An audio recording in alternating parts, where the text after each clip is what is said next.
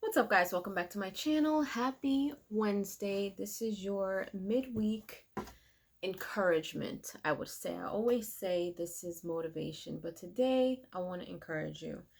So I kind of want to talk a little bit about the news that has broken out in regards to what a lot of fans would call, who a lot of fans would call Twitch. Okay, his name was Steven Twitch Boss. He was Ellen DeGeneres' DJ for many years, and apparently he passed away by suicide.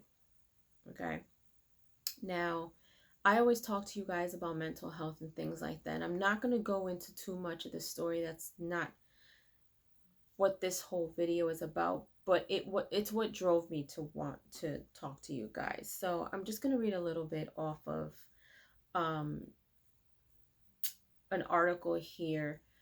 So I have two articles. One of them, it's TV Line. The other one is called Wonderwall. So he apparently was found in a hotel a day after checking into this hotel. And it said that he checked into a motel that was just 1 mile from his home. Okay. He was on So You Think You Could Dance. I think he made some appearances on some movies, but he was best known for Ellen DeGeneres' DJ.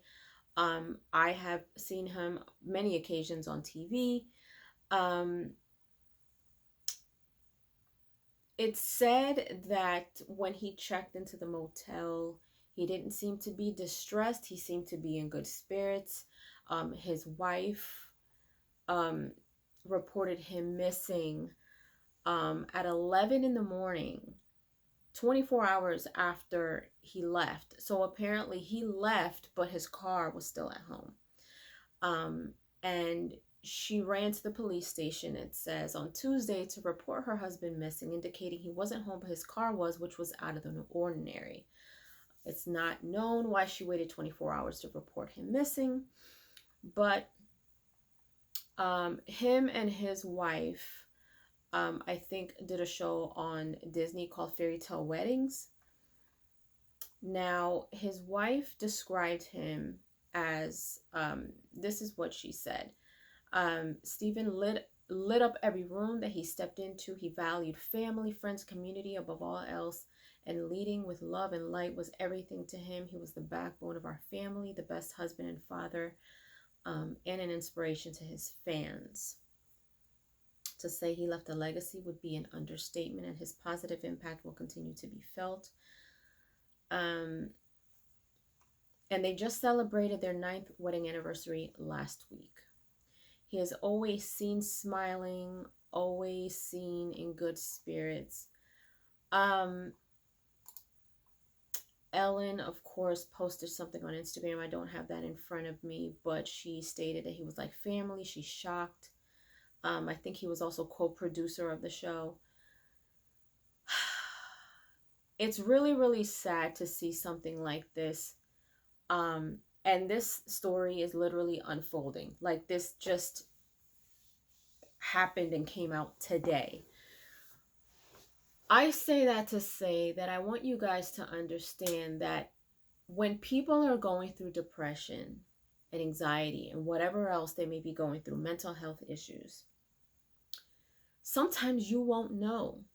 Sometimes that looks like someone who walks around with a smile on their face all the time, who's always in good spirits, who's always in a good mood. It's probably safe to assume that they're happy, but a lot of people hide their struggles and their darkness behind a smile, which is why I tell you guys it is so important for you to be kind to people, because you just don't know what they're going through. And we don't know why he self-deleted. This was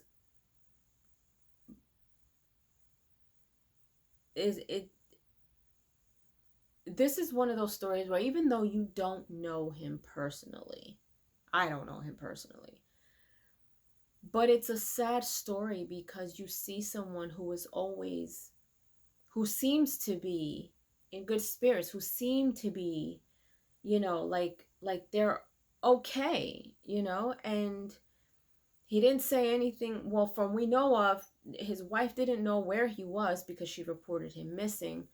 And again, when he walked into the hotel room, he didn't seem like he was in distress. He had a small bag, they said, and the next day he didn't show up for his checkout, and then they went upstairs and just found himself deleted in the bathroom. I can't stress enough how important it is to take care of your mental health. If you even have the smallest, slightest bit of anxiety or depression, or you find yourself sad, or you can't seem to do anything to make yourself happy, please go see someone. Please go see a therapist. Please go see a counselor. Please go see a pastor at a church. Whatever it is that you need to do to talk to someone.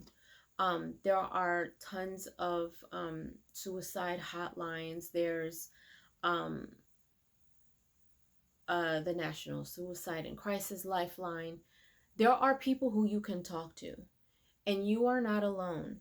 You don't have to go through this alone. There are millions of people who are going through exactly what you are going through. I have been there before. I had not to the point where I feel like I was self-deleted, but I know what it is to have anxiety. I know what it is to wake up with that fearful heaviness and not knowing where it comes from, having panic attacks all the time, being depressed because I'm having panic attacks, because my panic attacks are me being afraid of having anxiety attacks at the worst moments. I know what that feels like. I know what it is to wake up in fear and not be happy, and try your best to, do things to make you happy. I remember a time where I was so depressed and had so much panic, I wouldn't go out. I wouldn't go out anywhere. I'd be afraid to drive. I didn't even want to go to work. When I went to work, I went straight home. I would, avoid conversations. I wouldn't pick up the phone for people. I wouldn't want to be around people. Even if it was driving downtown from where I lived, I didn't want to do that. Like, it was bad. It was bad. I have been on meds for it. It was bad. Sometimes it made it worse. It was bad. So I know what that is. And I, you know, as I've gotten older, and this is stuff that I dealt with back over 10 years, I've dealt with anxiety. And, thank God that now it is almost non-existent compared to what it used to be. I remember there was one week where I was going through so much anxiety that I didn't know whether I was coming or going. I was on medication. I was on Ambien. I was on Zoloft. I was on Xanax. That week, I was probably in and out of the hospital, I think 2 or 3 times. On top of that, one of my friends passed away that week, and I had just seen her. And me going to the funeral, I didn't know what was going to happen. I didn't know if I should go or not. And, she was young. She was 20. And at the time, I was going to school for hairdressing, and she was my teacher's daughter. She was only 20, but she was the sweetest person you will ever meet. She was happy. She always came in, and she did have some I would say like mental disabilities, but she was the sweetest person. She would come in, say hello to all of us. She would hug us all the time, and then we didn't see her for a couple of days, and then she was gone. 20 years old. And on top of all of that, having to go to school and having to face my teacher and the grace that she carried with her, after her daughter passed, is just something that at that week was probably my first darkest time in my life, because my second came probably about 6 years ago. But yeah, like I know what that feels like, you guys. I know what it is to be in that place. And thank God that I had her to talk to. Because at this point, when I was in school then, I wasn't heavy into church. I didn't have a church home. My best friend, I have two best friends, Jalixa and, another guy named Will. And he actually introduced me to the church that I became a member of. But for many, many years, I didn't go. It was one of those things, oh, okay, I'll go. And years go by, and I never went.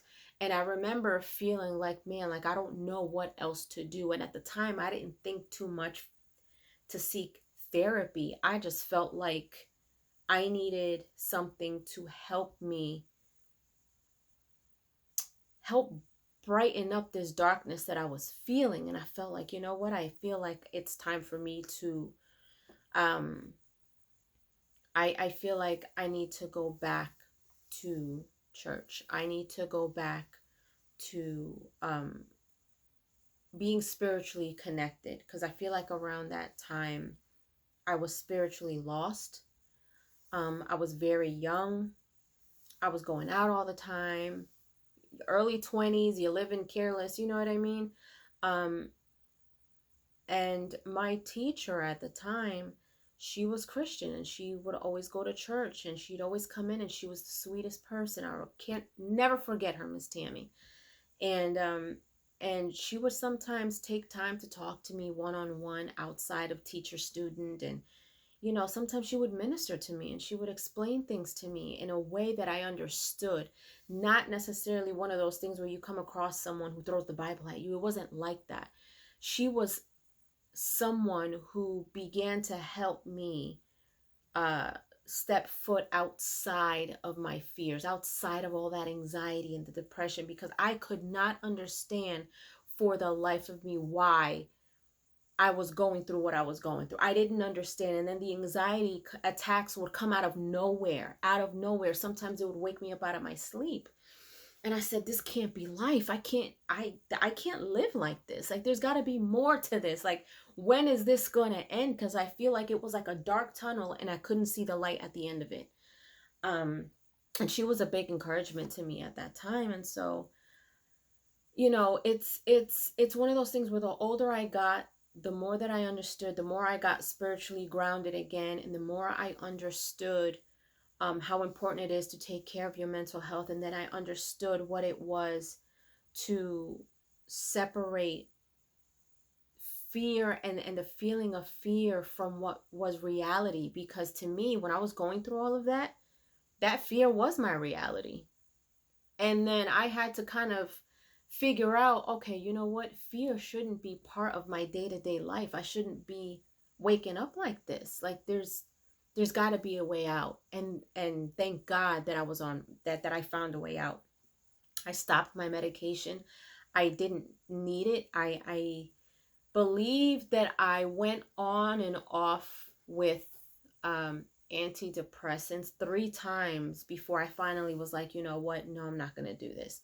Now, I will say, and this is not encouraging you to do it, but it did suppress it. But there was no way that I was going to stay on it. And I said, no, there's no way that fear should not be something that I have to suppress with medication. And so I came off of everything. The Ambien, literally, if you've ever been on Ambien, it literally paralyzes you when you take it. Like, you go to sleep, it's like 8 hours, you don't move, nothing. And that, in my opinion, and from people who I know who have taken Ambien, it can cause a lot of muscle tightness. It can cause a lot of muscle damage if you take it too long, because your body is not moving. Some people abuse it. Some people feel like, you know what, I want to sleep the day off, let me take some Ambien. Eventually it does take a toll on you. I took myself off of it because I started to notice that I started to get addicted to it. So I came off of it. And eventually I just came off of everything. I said, you know what, I'm going to see myself through this without medication. So I found a lot of self-help books. I would go online and research natural ways to deal with anxiety, to cure anxiety. That's when I started to learn about binaural beats. I had friends who were telling me about binaural beats, you know, different frequencies and things like that. But then those things, the frequencies, I wasn't doing too much. I was reading a lot of books. You know, and it's one of those things where if you're someone who is always worried and have anxiety and panic and things like that, the worst case scenarios play in your head daily. Like, oh my gosh, if I go over here, is something going to happen to me? Oh my gosh, if I take a trip and I go on a plane, is it going to crash? Like, those are the type of thoughts that go through your mind when you're that type of person. You know what I mean? And so I remember having this book. I let someone borrow it and I never got it back, and I don't remember the name of this book, but if I do find out about it, I'm going to let you guys know what it is. But it was basically a book dedicated to people who go through anxiety and depression and panic attacks, and it literally goes through every and any question possible that you think of when you're when you are that person that goes through anxiety and that you're worried all the time. The I and I say this lightly, I don't want to offend anyone. The most outrageous things that you could think of that can happen to you, which probably are not likely, goes through your head. And this book had hundreds of statements and questions that people think of when you go through anxiety and panic and things like that. And the more I read that book, the more I felt like, oh my gosh, like how ridiculous do I sound to myself thinking these things? And it's like, you know what? It was such a relief to know that I wasn't alone. And that's the thing that I want you guys to really understand, is that when you go through these things, when you have mental health issues, you are not alone. And I know sometimes it feels like you are. I know sometimes if I will say this, I've come across people who have never been through what I was going through. And so I didn't look for advice or help from those people, because sometimes you can't go to someone for advice or help if they've never been through what you're going through. You know what I mean? But there are people who were my support system, who were there for me, who at least tried to understand me, who would lead me in the right direction to get the advice or the help that I needed. And so knowing that I wasn't the only one, meeting people and being friends with people that have gone through the same thing that I had gone through, even after I have successfully beat these panic attacks and this depression that I was going through, when I see people who are new to anxiety and depression and being worried and in fear all the time, I can have a much clearer mind to give advice, because I know what that feels like and I know what they're going through. And it's important for you to know that there are millions of people who are going through this. You are not alone. There are people who do understand. There are people who will help you through it. So if you are going through any mental health issues, if you are at that dark place where you feel like there is nothing left, please go talk to someone. It is not worth self-deleting. Nothing is worth self-deleting. Please go seek help. Take care of yourself. Surround yourself with positive people. Surround yourself with your friends. Surround yourself with your family. Even if a part of you doesn't feel like being around people, be around someone who can talk to you. Someone who you can at least pass the time with and not think about what you're feeling. It's easier said than done, but it can be done. All right. So I just want to leave you guys with that. Yeah, leave your comments down below. Let me know if you guys enjoyed this video. I always encourage you to encourage each other in the comment section, because I know a lot of you have opened up and have, commented to me on a lot of videos that, these motivational videos and this encouragement really helps you guys. I know a lot of you have gone through or are going through depression, anxiety, and things like that. I've had people tell me that my videos have helped them when they have been thinking about self-deleting. And so that's what drives me to do what I do. And it's unfortunate that these type of videos get the least views, and I feel like this isn't talked about enough. All right, so please share this video, leave your comments down below, subscribe to my channel, hit like, and again, share. Give me your thoughts. But yeah, and if any of you are going through any mental health issues or anything like that, I am praying for you. Please go seek help. All right, see you guys on the next one. Toodles.